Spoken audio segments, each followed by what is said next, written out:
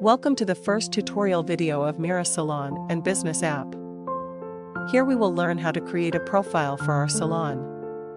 First of all, we will go to salon.merasalon.in. This screen will appear.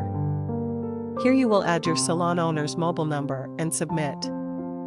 After that, fill in some information here, like the name of your salon, the name of the owner.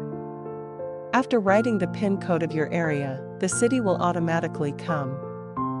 After that, the category, like male, female, unisex, or freelancer.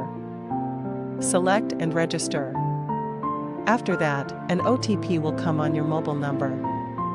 Submit it. This is our profile ready. Here you can see the name of your salon. In the next video, we will see how to create a service menu. Stay with us. Thank you.